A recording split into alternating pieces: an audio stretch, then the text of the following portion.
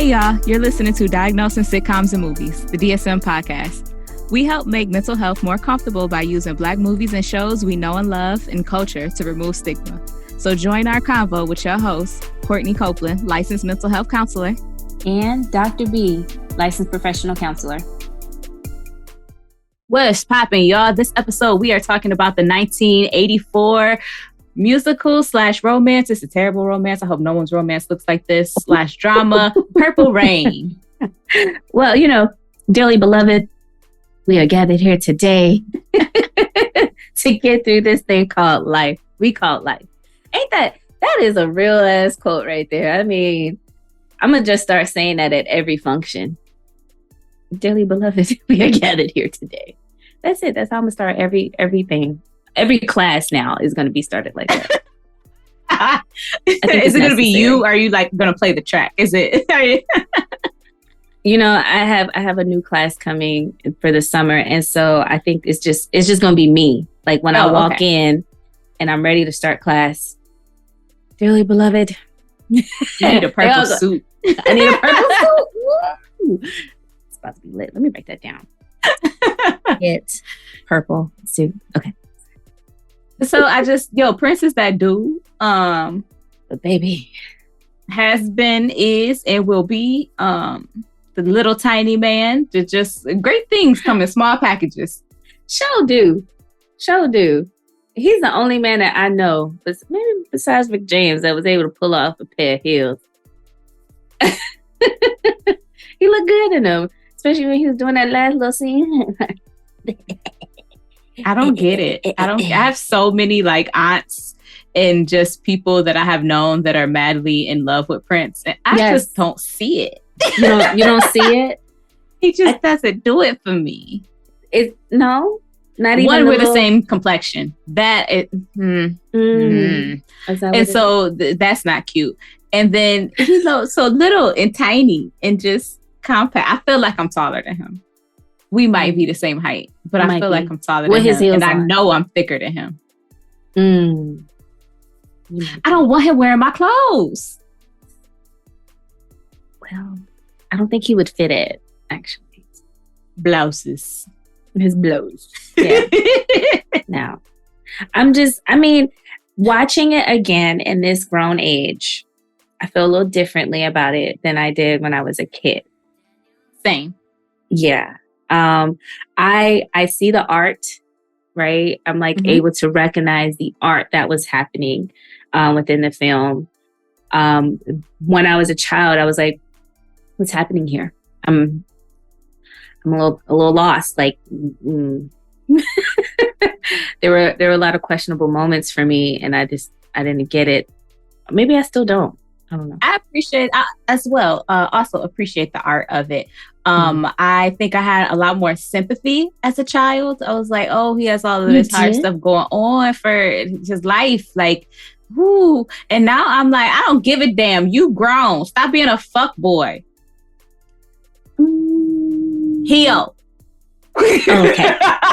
Okay. Which is terrible. Well, and I shouldn't be. That's very judgmental. It's very judgy of me. But I also feel like you're bringing your trauma into every other facet of your life, and which is not fair for everyone around you.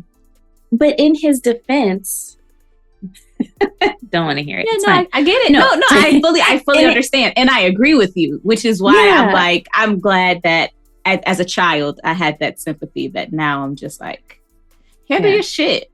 Handle your BI. I mean, yes. And I also feel that it was one of those reoccurring like traumas. It wasn't like, oh, this is just something that happened to me and I have mommy daddy issues. Like, he was actually like he's still in it, right? And so it was his life. And I don't think that he was able to separate them. I think his art was his way of coping. That was his therapy. Very much so glad that he had that art form. And I'm very much so glad that we got all of the beautiful art that we did get from Prince while he was here with us. I appreciate him so much. I appreciate him for being the boss and teaching everybody that you have to own your own stuff, how important that is, how the necessity of Black ownership and all of those things. And these people's kids, like he told Alicia Keys, these people's kids is not going to college off of my back. Straight like that. That's it. That's all. Straight like that. But anywho, as far as quotes, the only one I think, well, some of them are kind of sad and dark. Most of mine are really sad and dark. They always. What is it, friend? What is the quote that is darkest? Let's start there. Okay, you want the darkest first? That makes me laugh, like gut, like, oh, it hurts, like, oh, I have to pee kind of laugh when I think about it. Oh God, there was nothing funny. Exactly. So after spoilers all throughout the film, all throughout the episode, so if you haven't watched the film, like, you should go do that first. But after the kid daddy shoot himself in the head and he come to the club, it would it would Morris all peeking and they say, how's the family? He was so annoying.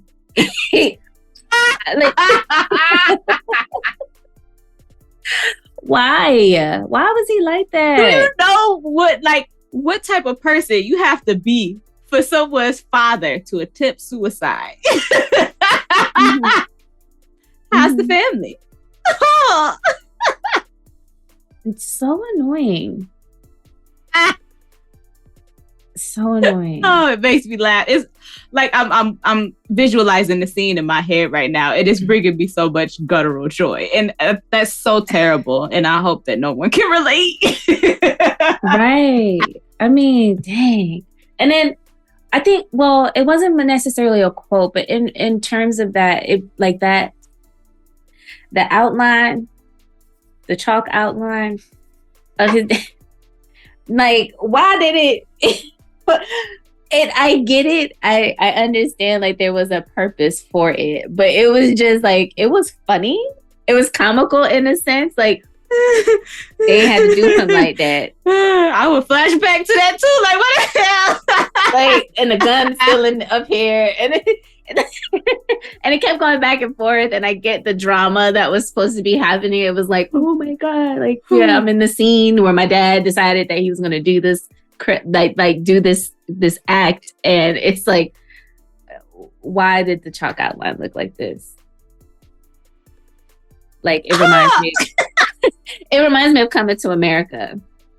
Ooh, damn shame what they did to that dog. Exactly. Damn shame what he did to his daddy, or what his daddy did to himself. Moving right along.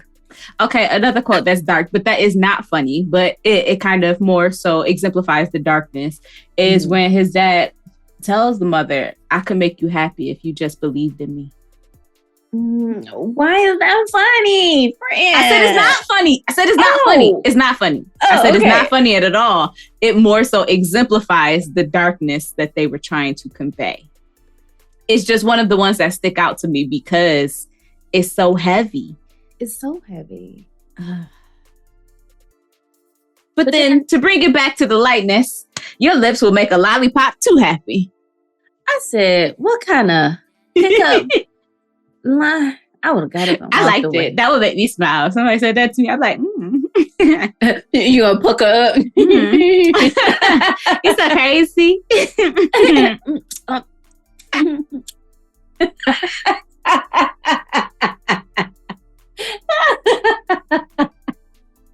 That's hilarious.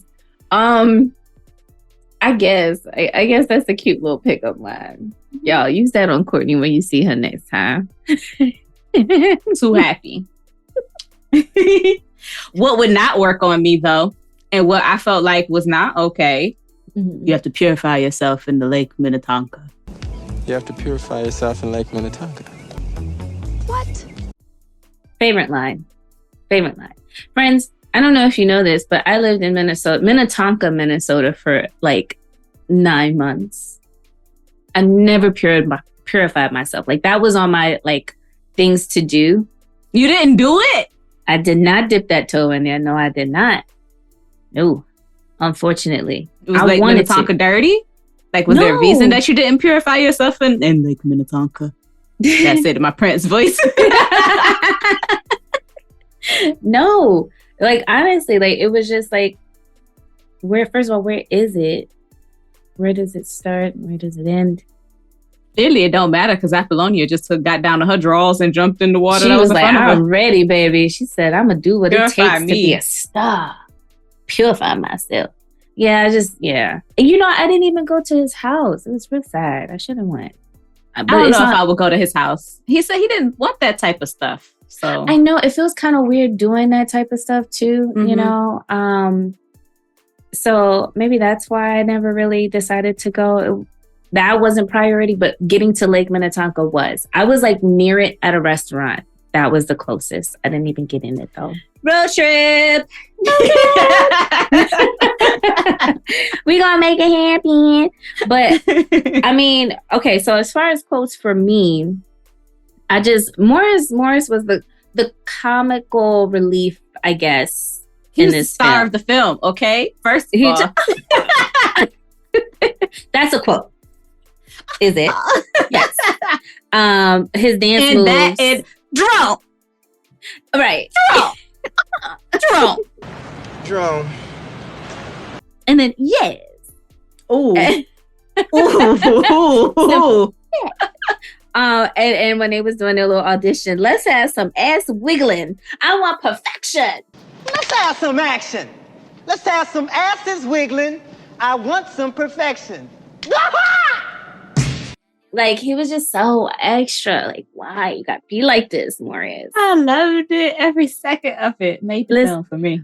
Right. And of course, like the first part of the film with him running down the stairs into the car had me, okay, now that was funny.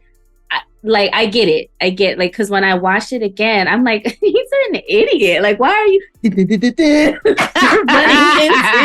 the car like this? But, you know, honestly, I think it's because if I tried to run down the stairs like that, I would have fell.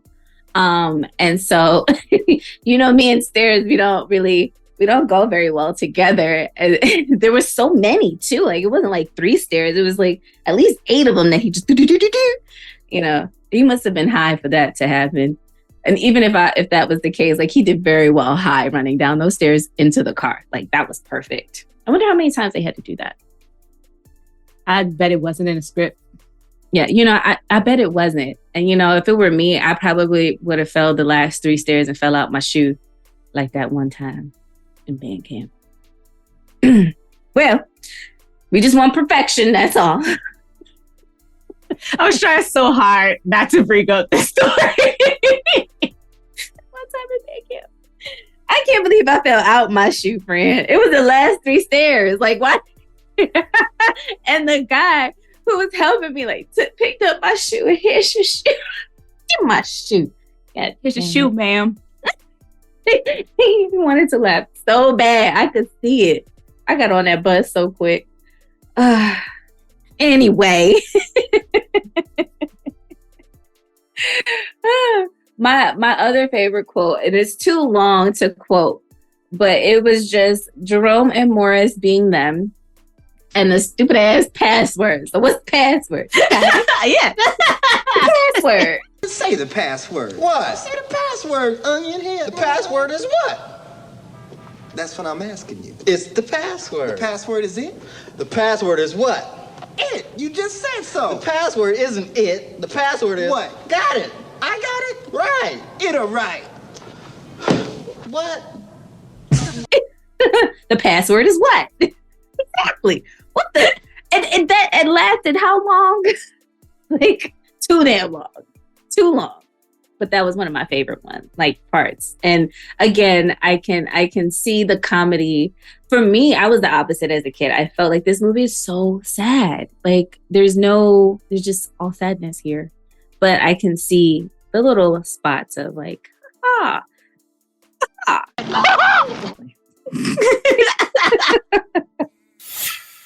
feel like Prince's and Morris's eyes communicated so much throughout this film, from the Prince and his intenseness and Morris's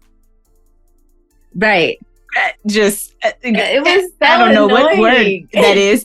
It just it gives me so much pleasure. I love them. What was that? The Apollonia 6? Is that the name of the group? Her group, Apollonia 6. So especially that made me think of that scene when he's like sitting at the bar and he recognizes Prince over his shoulder at the bar and like gives him that look. That's exactly what comes to mind when he was communicating with his eyes. Ooh, that set him off. I'm such a hater.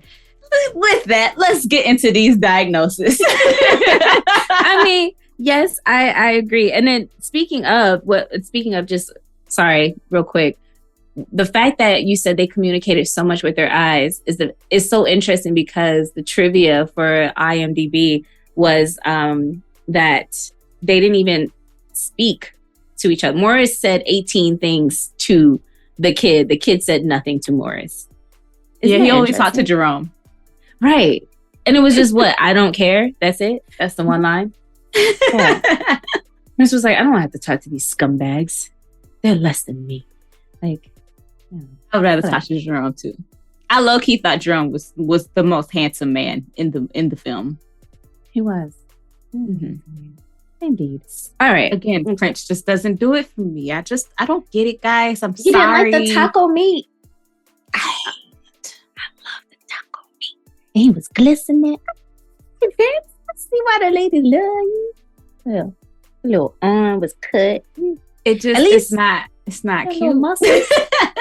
He has to be. There's no body fat. He's so small. That's like legit skeletal and muscle and tissue. That's it. Why he gotta be like, do you know who you talking about? Yes, and I love him dearly, and I think he is a genius, and he is just not sexy to me.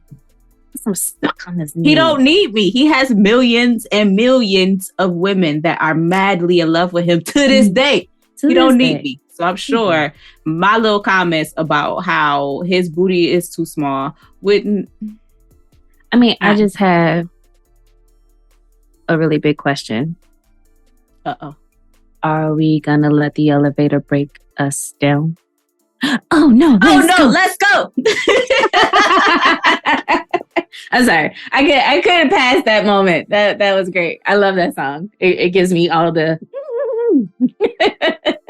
all of the music. The music is great. The music in this film is wonderful. But now I think about with the film and I listen to When Doves Cry and Die For You after watching the film, it's kind of like, is this a dance song? Is it? I will die for you. Yeah. I mean, I still kind of want to dance though. I mean, I hate the part that I will die for you, but I'm kind of. And then they did the gun. Right. For too much. You. Too much. It's Wendy. a lot. Yeah, she was into it. She was. She was really into it. You know, I didn't like it. But like you said, we can get into the diagnosis. I got us all off track. I'm sorry. You know, I like talking about shit. Well, let's start on a light note. Go with Morris first. The criteria that I felt that he met is, well, narcissism is a pervasive pattern of grandiosity, including a need for admiration, lack of empathy, beginning in early adulthood and present in a variety of contexts. And the criteria that I felt that he met specifically in Purple Rain, requiring excessive admiration, having a sense of entitlement, there's more, being interpersonally exploitive, lacking empathy, evidenced by the family, and shows arrogant, haughty behaviors or attitudes. I mean, yeah, that like he is definitely. If there was a book that we could put his picture in for narcissistic you mean the DSM? Personality, yeah, exactly. And we could put his picture along with all the others pictures like from the movies that we have. We just need to start collecting them and just like putting them under that. That would be cool. Anyway, so merch coming soon. If you want to figure out what narcissism looks like, these are the people that you can go to in the movies to see just exactly how. But for him, especially, what comes to mind with like just not thinking that he needs to be in a certain place and or with certain people is the fact that he asked for this champagne and they're like, so who's paying for this, Morris? He's like, you know who, like Apollonia pretty much is going to be paying for this bottle, which would suck. But also just the fact that he's now trying to create this girl group and trying to become that main attraction, even though he's a performer there himself. Like he's still wanting that spotlight that Kid has. And I agree that he was in this competition, like, and Kid is like, you're not even on my level.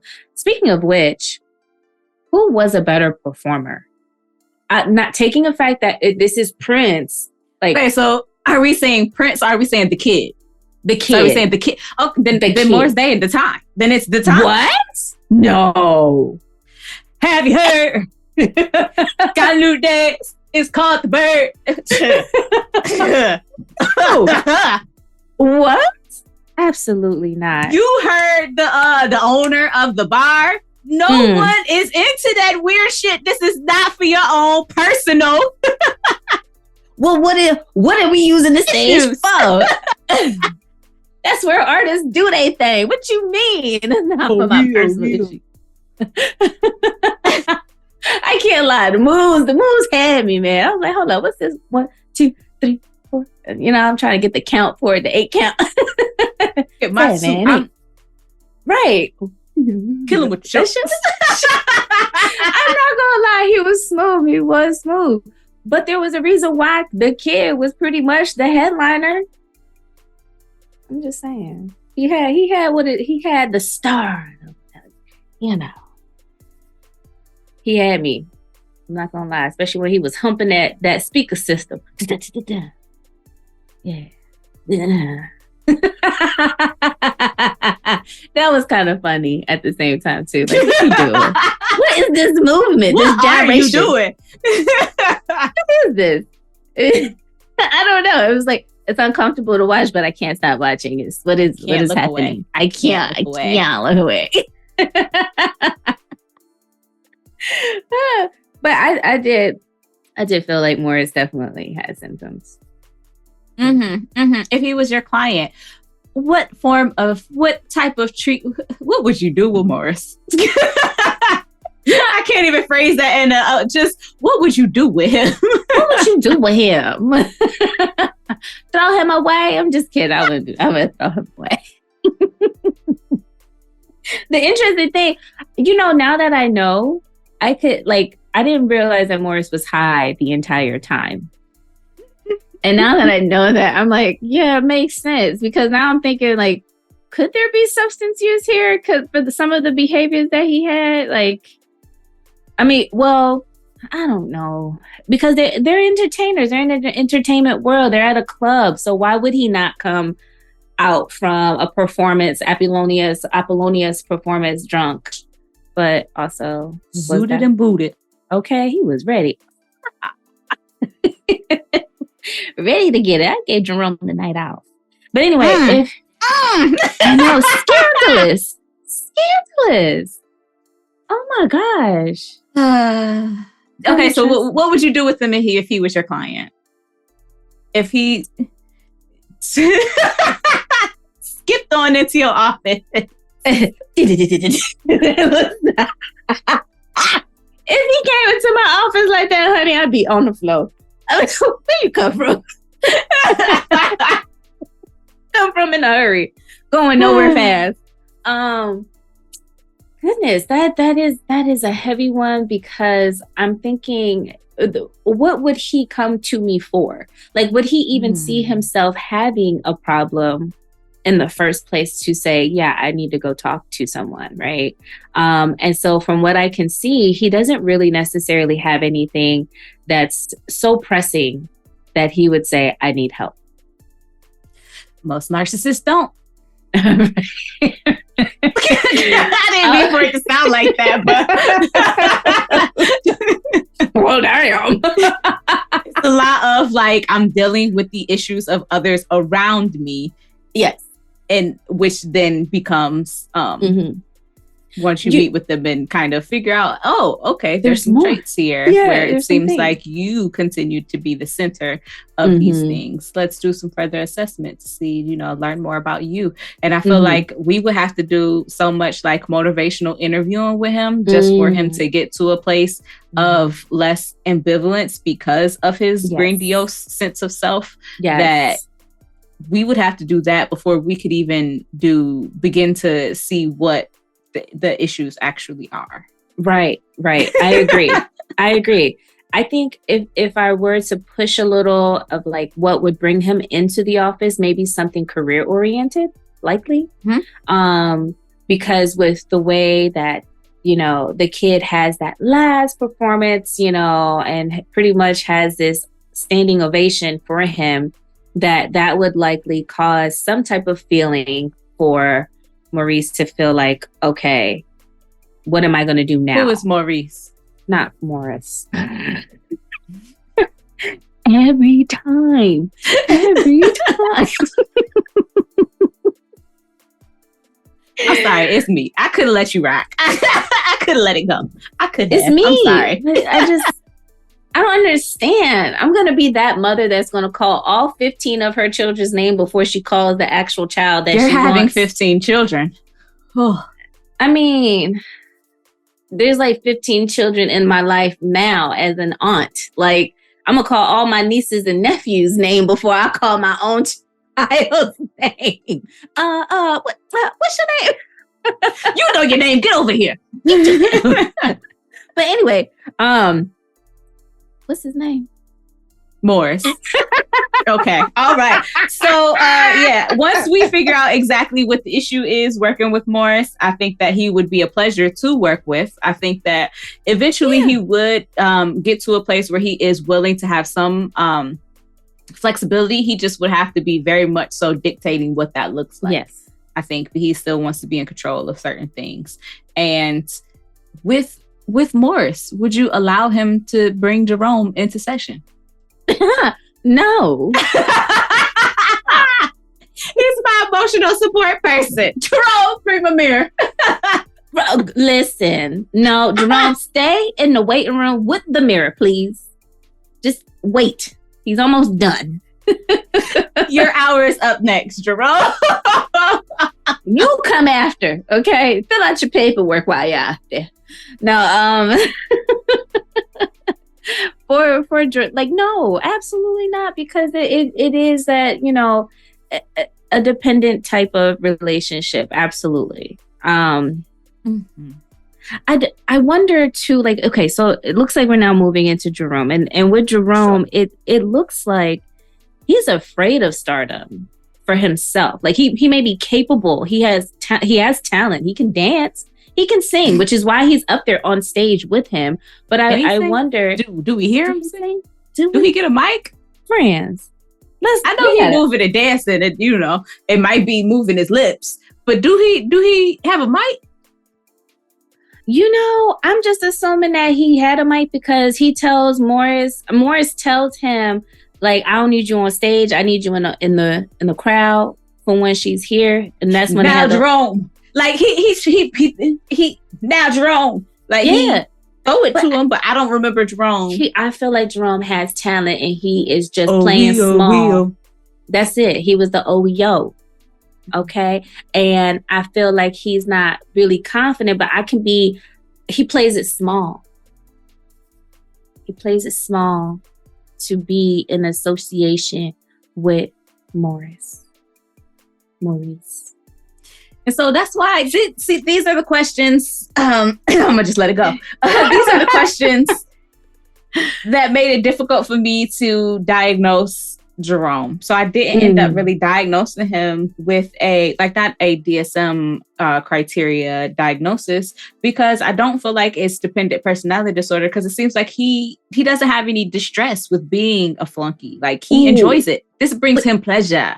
Is it that he's a flunky, or is that he's the manager?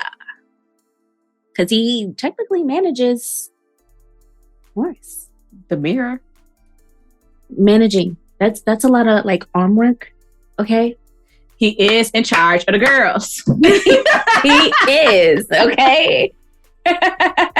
Apolloni and them. He is. He was just doing his job. He was just doing his job. He delivered the kid the tickets. Okay. Look, he did everything that was asked of him. And I feel like my only thing that I would want to potentially build with Jerome is just some boundaries. Are you okay with the level of which are your office hours from 9 to 5? They're not. Like, what do we need to establish that? Because clearly you're working around the clock. And so do we need to more clearly delineate what your role is as the manager? Are you comfortable with your job description and the duties that you are responsible for? Are you okay with throwing bitches in the trash dump? Like, Bruh. Is that okay with you? Or would you like a little bit more distance between you and Morris's personal dealings? First of all, I completely forgot about that. Like, how could you? How could you? Like, again, it's so easy in that trash heap. And it was like, boom, let's just close the lid on that. And proceeds to just walk away. You know, so the thought that I had when I saw that, I was like, yo, this is like high school. Like, how old are these individuals too, right? Like, for you to do that is so high school. I mean, but Prince's name was the kid. So maybe they're like 18. Okay. Right. Like 21. Between like 21, 18. Baby, if I was maybe 21. Because they're in the bar. Had to be. Yeah. I mean, the kid still lives with his parents. I know some grown folks who still live with their parents. So I mean, very much so. And there's no listen, there's no judgment, especially now in this economy, baby. I wish my mom and daddy were here so I could move in with them. Scooch over. Let me get that room downstairs. So sneaking me into my room. But anyhow, I don't understand the purpose of that.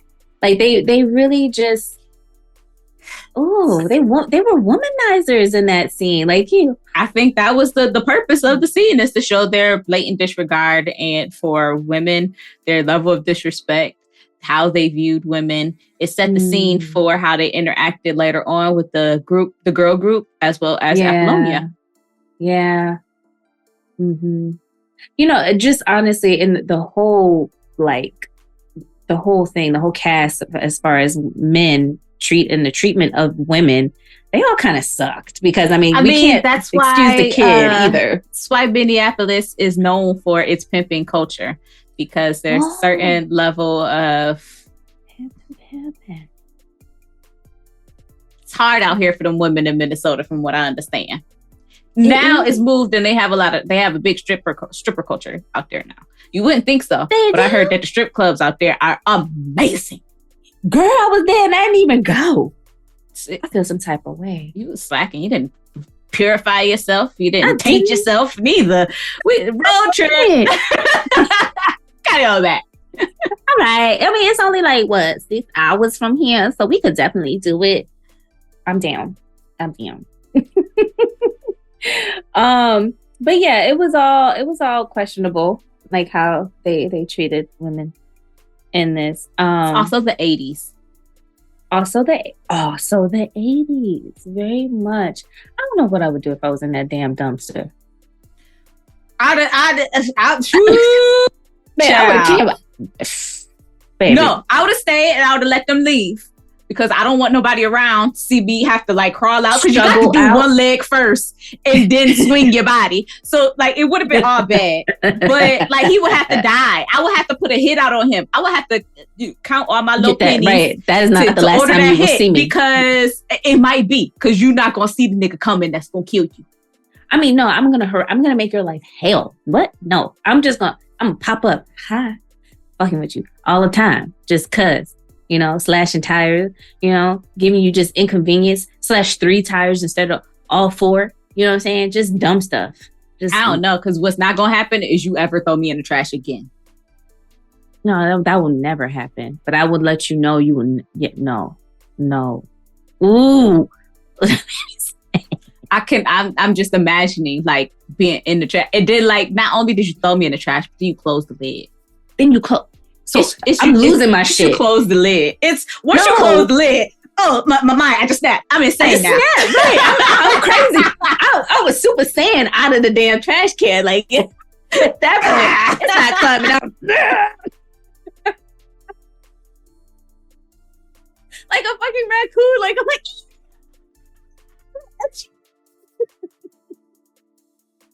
be all over you like a spider monkey. Okay, baby, you. The way I'm grabbing you before you could even put me in there, I would not have let Jerome go. I would have not let Jerome go. His whole blazer would have been in there with me. Fuck out of here. What? I'm wrapping my legs around Jerome. No.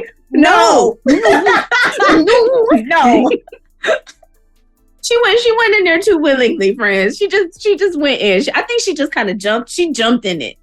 She had tossed it like she was so light. Like, okay, he was being in the gym. And the way I would have koala beared him. Okay, not going nowhere. Ain't throwing all this thickness in there like that. You gonna have to. You better squat a little something. Shoot. I'm making myself big, like I'm stretching out. Like no.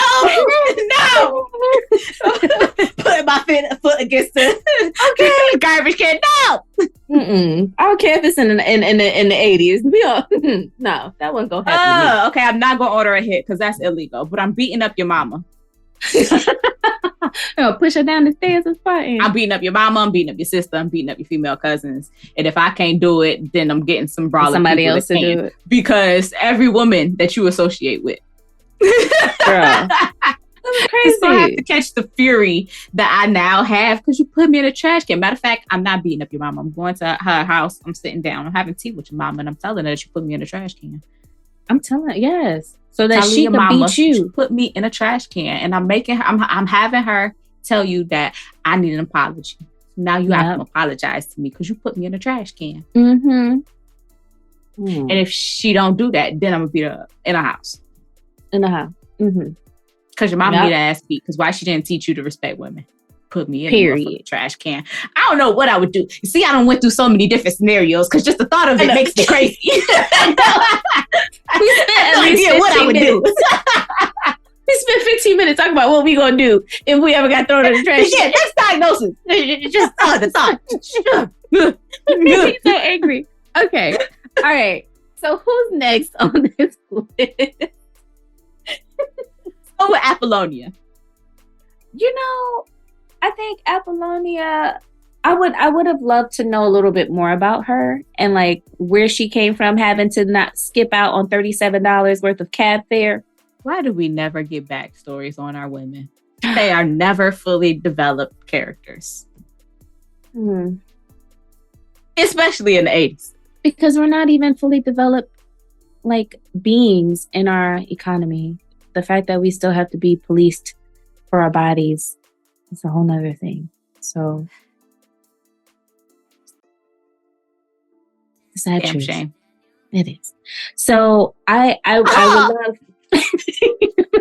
I would love to give her a diagnosis. Okay, but there's nothing. Do you have one? Yeah, no. But even the name Apollonia, like it. Apollonia. So. Apollonia, the Greek mythology person, Apollonia means belonging to Apollo. So even her as a person in mythology just meant that she belonged to a man. Damn, Sean. Where'd you find Greek mythology? I guess it's appropriate, but the only thing I gave her was a Z code of Z63, relationship distress with partner. Yeah. That's pretty much it for me. Because that's all we damn know of her is being a love interest. Yeah. And then okay, like I said, you skip out on cab fare. You're from New Orleans. Why are you here? Like she don't though at all. I mean, she might have that Creole skin complexion or whatever, but it about it. So for me, it was like, okay, she's here. She's just trying to make it. Right. And I feel like and is willing to do whatever to make it. Oof. That part, which I feel like, Kid picks up on and kind of takes advantage of it. Both Morris and Kid and the kid. Desperation. And but she's beautiful too. So it's just like, damn, well, if you desperate, baby, let me help you find your way. First, you have to purify yourself in Lake Minnetonka. And then it's like, this ain't even Lake Minnetonka. The fuck? I got in this cold ass water. Mind you, let's talk about the season. This is fucking Minnesota. I know that water was cold as hell. I know it was cold as hell. Because they ride around in leather. Honey, that water was like, it was negative. I'm certain. It was just now defrosting. It was like... That might have been a good spring clip, maybe. I don't know. But anyway, so Apollonina Appleton, she doesn't get a diagnosis. I don't even know. Like, if she was my client, if she's my client, we haven't even done intake yet. Like, she literally just walked in the door because I don't know anything about her. Like, I need to do intake with her. I need to learn, like... Yeah, like family history. Did she even hint at her family? Like, we know nothing. Yeah, like you got siblings. The biggest question that you asked: why are you here? Yeah. Other than that, this club that they're all performing at is like where people come and then they blow up. So she takes her last little $100. Stay at this little motel that the kid can't come to. And it's not because nobody there. It's just that it's raggedy. And there might be some type of possum under the bed trying to attack. That ain't no damn puppy.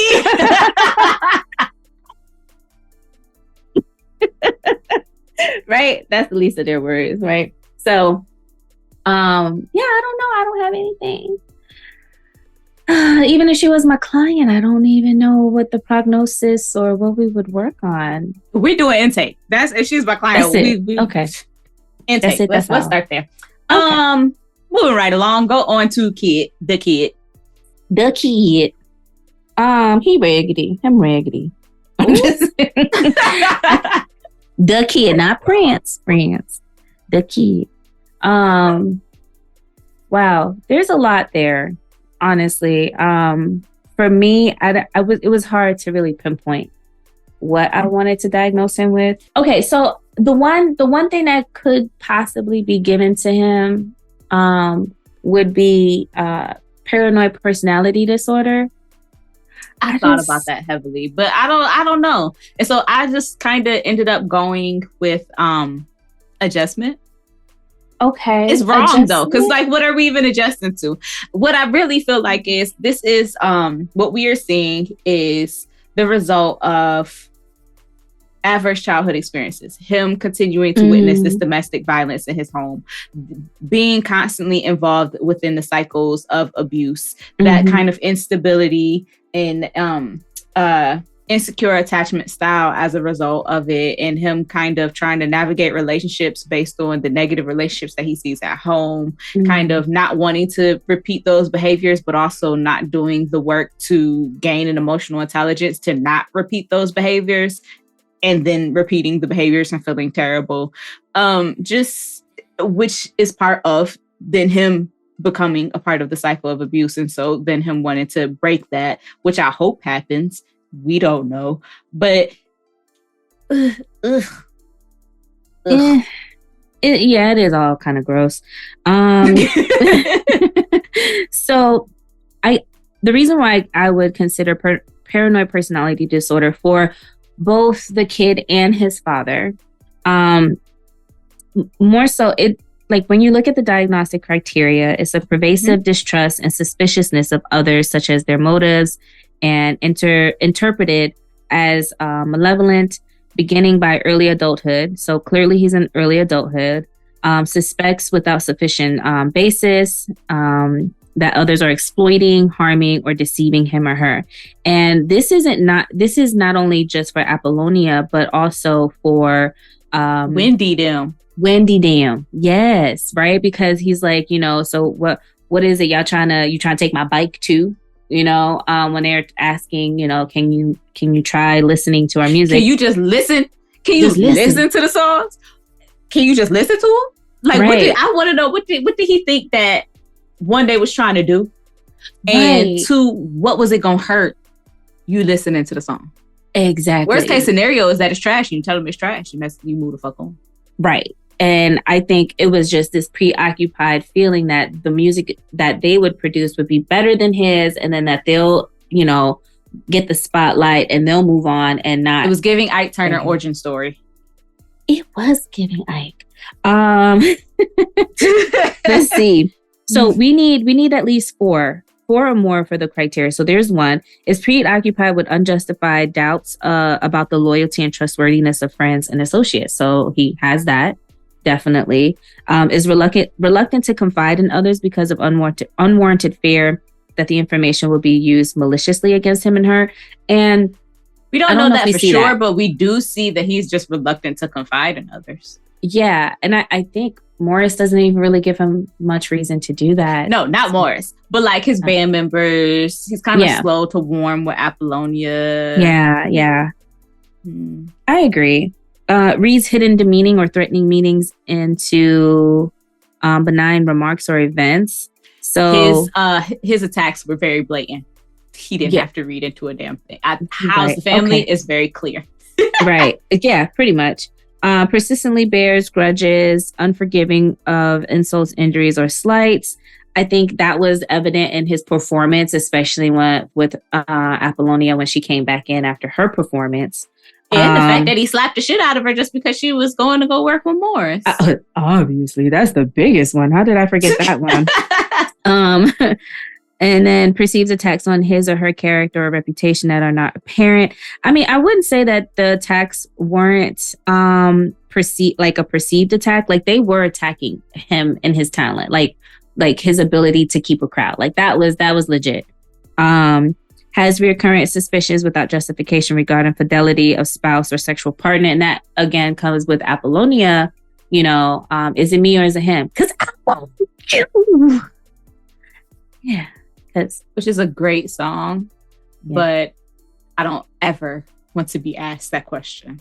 Ever. Why? Ever. You insecure. What? Why is you worried about him? Because he needs to know. But if you know me, why is you worried about him? I gotta know. No, you don't. I want you. Then shut the fuck up and come get me. Stop all that stage humping and come over here and talk. But I can't. I don't know how to use my words. I don't know how. Oh, we're not nice. But yeah, I think that's it. I mean, okay, and I did talk about his dad, but we can talk about dad as a we can talk about that next. But yeah. I think I would just like to see it in more variety of settings. And so it would definitely be something that I would be either ruling out or a provisional diagnosis, but I would just want more information and to further assess for paranoid personality disorder. I mean, he did give me, well, never mind. I would be treating these other more pervasive things first, though, like the fact that your father just attempted suicide, like the immediate things. Yeah, like those are huge. Yeah. You are still in the house, and there is domestic violence happening. He is hitting you and knocking your little ass. Oh, Prince flew. He flew right into that fidget. And so, like, those things are going to be much more pervasive, much more like in the moment, here and now.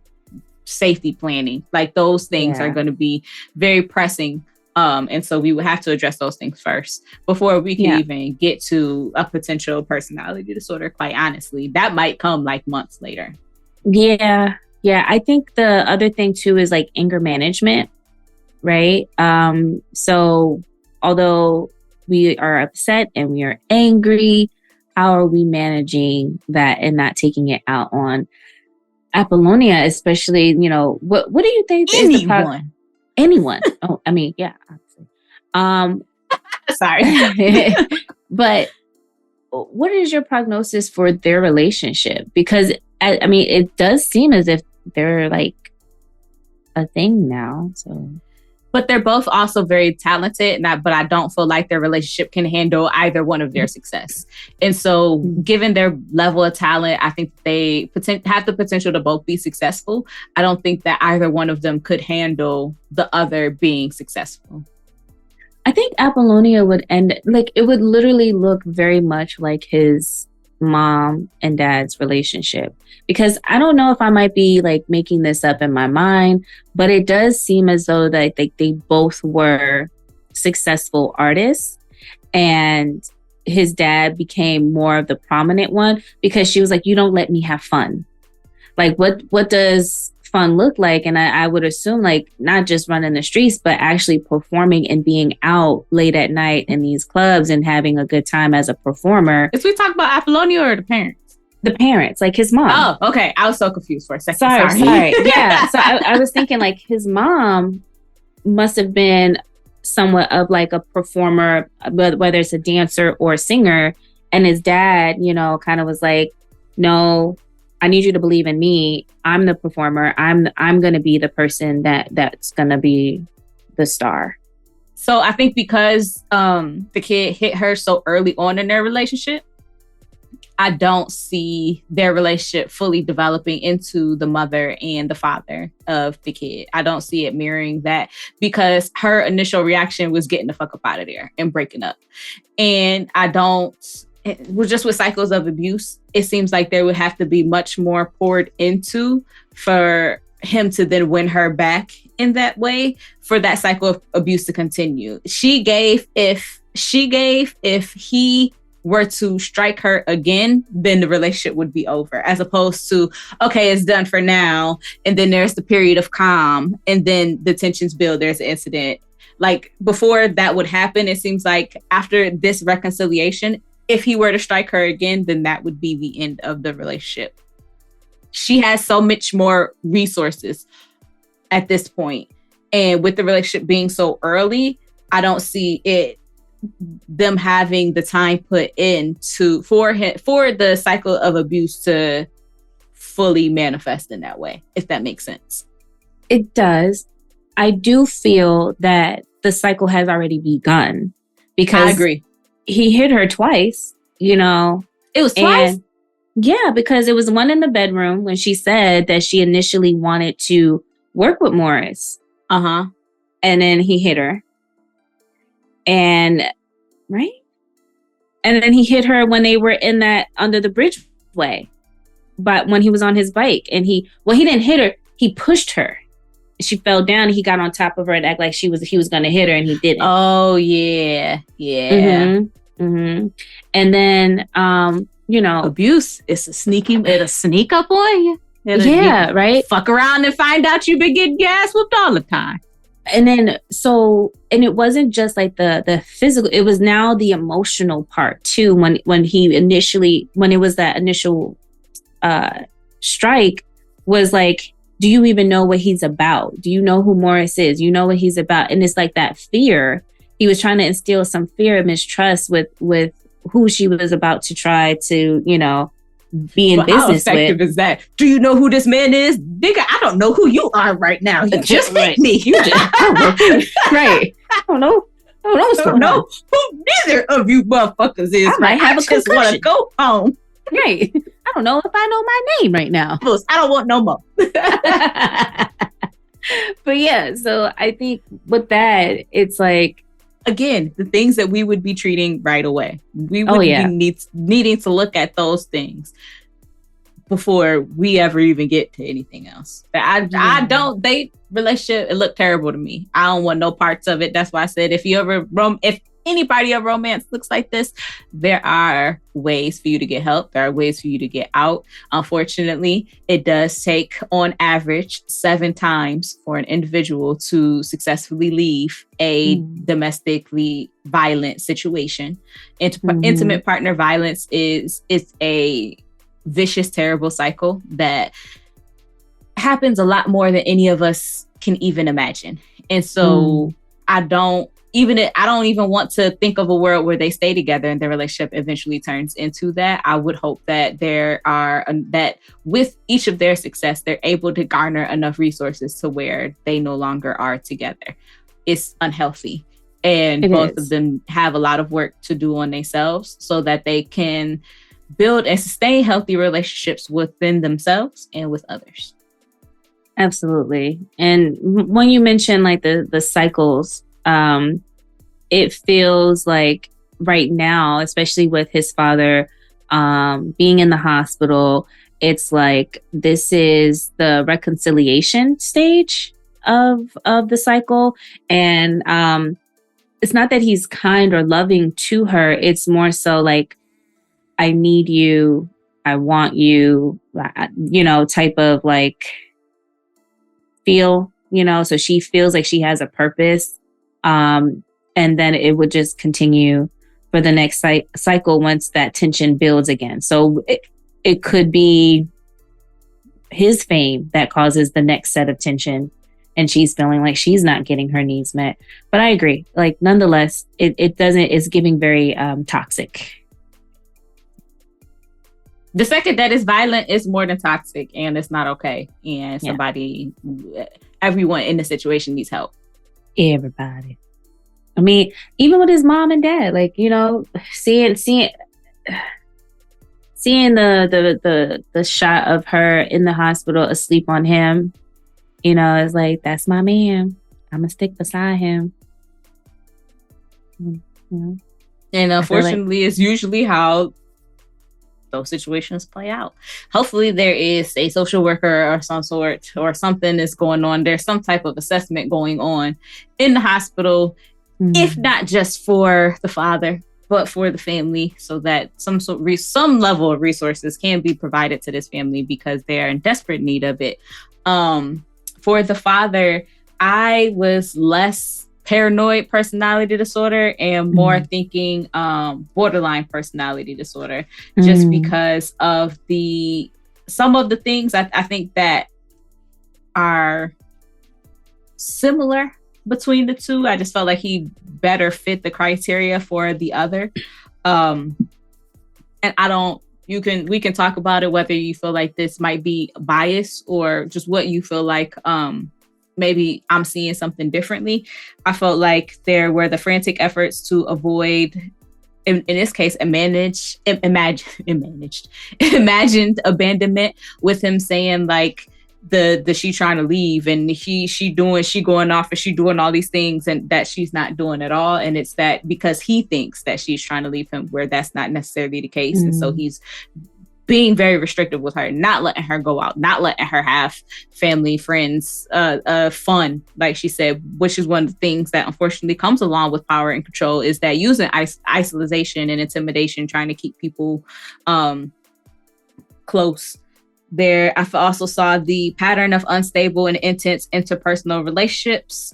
We see the alternating between extremes of idealization and devaluation. So we're seeing the outward devaluation, keep this house clean, you're not doing this. But then when Apollonia is a grown-ass woman and is snuck into her man's house, she see the mother and father like passionately kissing on the couch. And so seeing the balance between the two, that it's not always bad. There is this kind of splitting that is happening between the two.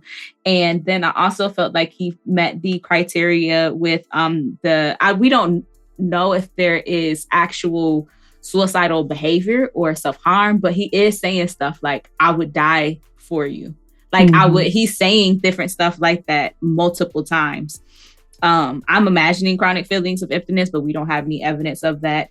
There is also, though, the inappropriate, intense anger or difficulty controlling anger, with the frequent displays of temper, the physical assaults, those things that are happening. And what I noticed too is the transient stress related paranoid ideations, as well as the severe dissociative symptoms. So it seems like there were times where he was like fully checking out. Mm-hmm. Which to me, I'm like, okay, I'm wondering if that is some dissociation. We have the paranoia there, but so I felt like the things that we were seeing were just better fit by BPD. So I was kind of in between with paranoid, because like similar to what I gave the kid, and for me, now that I heard you mention like the different criteria for, you said borderline, not borderline. Mm-hmm. Okay, yeah. I wonder if schizotypal personality disorder is something to consider too, because there's a pervasive pattern of social and interpersonal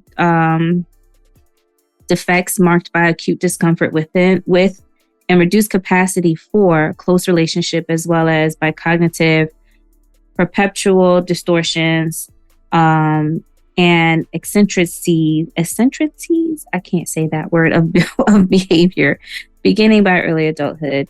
And so ideas of reference, odd beliefs or magical thinking that are influenced by behavior inconsistent with subcultural norms.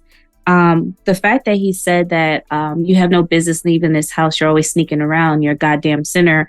I'm wondering if there was like a cultural or spiritual belief that made him feel like she's not to be trusted, or that she's a sinner or the devil, or whatever that the case may be. Unusual. No, I don't think that's the case. Odd thinking and speech. Suspicious and paranoid ideation. I think that's still there. I don't know if I think it's the inappropriate and constricted affect that also stood out for me, right? Like he was either very angry, or it was like he was, like you said, checked out. The behavior or appearance, that is odd. I wouldn't say that he had an odd appearance, but his behavior was odd in how he talked about her being home and just being able to provide all the things that she needs. And I'm giving you a roof over your head. And it gives me the right to act the way I act because I'm giving you this. A lack of close friends or confidence other than the first degree relatives. We don't know enough about that, but it does seem as if it's just him and her. Like the fact that she has to sneak out to have fun or to be social says that there might be limitations on that. So I don't know. I think I would probably need a little more in order for me to give this diagnosis, but he's given me some type of personality disorder for sure.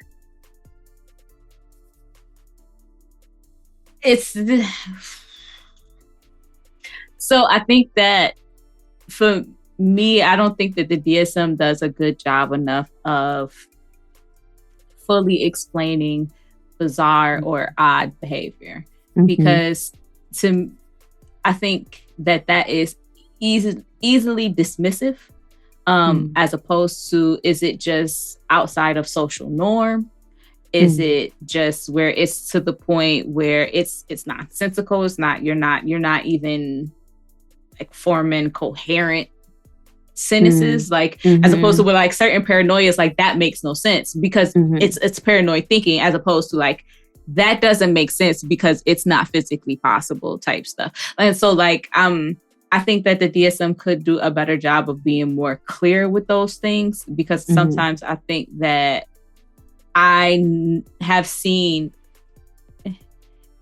it then becomes a gray area. You know what I mean? It does. So where I feel like schizotypal, I can never say the word, but schizotypal to me seems like it is more in line with the nonsensical bizarreness that we sometimes see in schizophrenia, where we see like some form of delusion a little bit, as opposed to just your behavior is not a social norm. Right.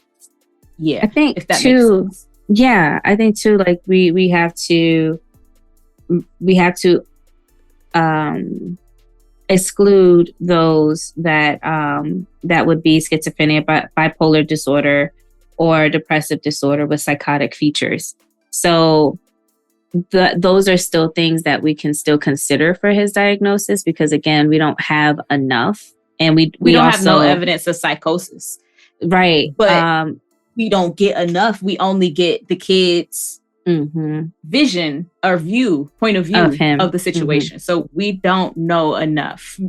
End of the story. We need further assessment, but based on what we have, we are leaning more so personality disorder. Yeah. And I do want to, like, if as far as working with him, I would assess for, I would do like a SASSy type of, evaluation or assessment to determine substance use and alcohol use. Because of the type of rage that he had, I feel as if that was like alcohol or substance induced. Like, for him to have hit his wife and his son, I don't think that's just, I'm angry and I'm going to just start going off. I feel like that might have been a result of drinking that caused him to be at that level. Also, the drinking could still also be something that helps them be intimate with each other, which is seen, as they're passionately kissing, there's alcohol present, so I wouldn't exclude that as a possibility as well. At the end of the day, his issues of power and control are the things that are most prevalent in their relationship. I think that the level of treatment that he's going to receive in the hospital is just going to address the suicidality. And so he hopefully then can continue regardless of the disorder. I definitely feel like we need to DBT. Here, have at it first. Let's be very structured, be very build some skills building from the onset of that. My prognosis is so terrible because I don't, from an understanding kind of the, like we said before, cycles of abuse. This could potentially be result of him learning how to relate to women, not understanding certain things, inability to express himself. And so now he is using intimidation. He's using privilege in a certain way, clearly using his child, or has at some point in the chaos of the situation. It's definitely a family where there is high expressed emotion levels. And so I don't know if the hospitals are going to suggest family therapy, but I think it's so desperately needed. I think that would be, he needs his own individual counseling. He also could benefit from a group as well as seen family-wise, which does sound very intensive, but we also have to keep in mind that he had a failed suicide attempt.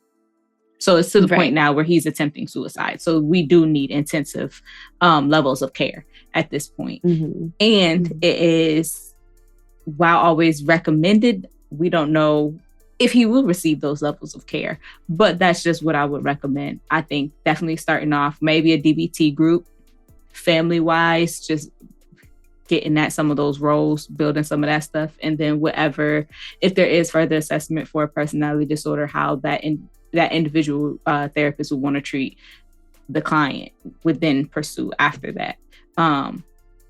But yeah, I think so. It's a complex case. It's a very interesting case. He clearly has lots of talent that is inside of him, and that inability to perform, to get it out for people to hear his music. From what I understand of creativity, it creates a certain level of distress. And so whatever, all of the things that he's already experiencing, that coupled on top of it, the fact that he's hiding his music, that he's expressing himself, which also lets me know then that you are expressing other emotions. There's a level of blocked expression, repression that's happening actually, and it's only coming out as rage and anger. And so he's a very interesting case. But also, unfortunately, he's not uncommon, especially for men of that era. So prognosis is still terrible though. But keep it a buck. It is, unfortunately. I think just from my experience, being in substance use or, working in that space for some time, it's really hard for me to not consider that as a part of the treatment and prognosis, especially because domestic violence typically co-occurs with substance abuse or alcohol abuse. And I also feel that alcohol use is also the reason why he might not be performing, or he's not performing, or hasn't, kind of tanked his career, is because of the issues with substance. So for me, that's still like a real like poignant part of like his issues and concerns for me. And so I would even go as far as to like having him continue his hospitalization, like inpatient, like, or staying like, once he heals and recovers from the injury, the next thing would be, okay, so let's consider inpatient hospitalization, or, outpatient or partial, something that's going to help deal with like the actual abuse, or not abuse, substance use disorder. He had a full-on attempt, so he's staying. They keeping him. Yeah, they keeping him until they can clear him. He's right. It's not just. And he's going to have an extensive recovery time on top of that. Like, he's already going to be in there for a while. And now we have to monitor. Yeah. We don't know what level of brain damage happened. We don't know if, if physically he is going to be competent to a certain extent. We don't know, because we just see him come in and kiss them as they're both sleeping. And so we don't know exactly like what level it's at. Yeah. And then, like, when we think about the recovery process, we also think about pain medication. What is that going to look like now that that's a factor into this? But again, we don't know what his prognosis is. But yeah, like you said, it's not looking great for the father. Is the mother going to turn into from Diary of a Bad Black Woman and roll his ass into the tub after them years of abuse? We are left just very wide open, especially as far as prognosis, because we don't get much of like what happens next after this. And I didn't diagnose the mother either, just gave her the Z code, subsequent encounter of spouse violence, physical confirmed, because this is clearly. We see it multiple times just in the film. So we're assuming that this is every Tuesday or whatever. It's just something that's recurrently happening. And so I hope, is seeking treatment as well, individually, along with potential family therapy that happens down the line once we figure out whether or not father is able to even do that. But that would be a lot for her to unlearn. Yeah, it would. The only people that the movie appears to make seem has like this happy ending would essentially be, the kid and Apollonia. But it doesn't. That shit ain't happy. It's not giving happy at all. You know who's happy at the end of the fucking movie? Morris and Jerome. The time is great, and fucking the revolution. The revolution is on a high. They just had a great evening, and I hope that the kid and his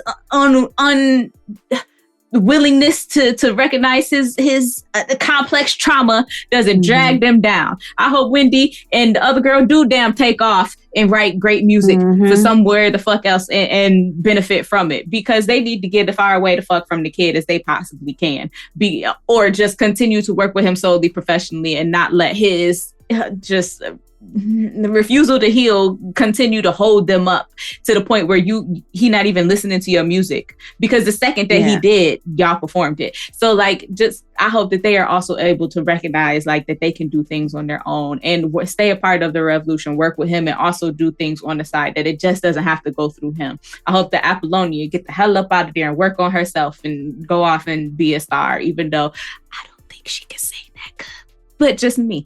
Anywho, going on from that, Morris and Jerome are happy. Prognosis is fucking great for them. Yeah. I mean, they all right. You know what I'm saying? I feel like they still out there looking for the next talented group. And as long as they don't throw them bitches into the trash can, they will be just fine. You know, now that you mentioned the trash can, I don't know, friend. I don't know if they're going to have a good prognosis. I don't know, because they're going to come across the right one and find themselves in the trash can. So then you know what? This is a terrible ending for everyone except for the revolution. I hope that the revolution just goes on to that. Hopefully they leave the kid and find Prince and be his band. Let's see it. We need a revolution. We need a revolution. Okay. The song was Resolution. Oh, that's what it was.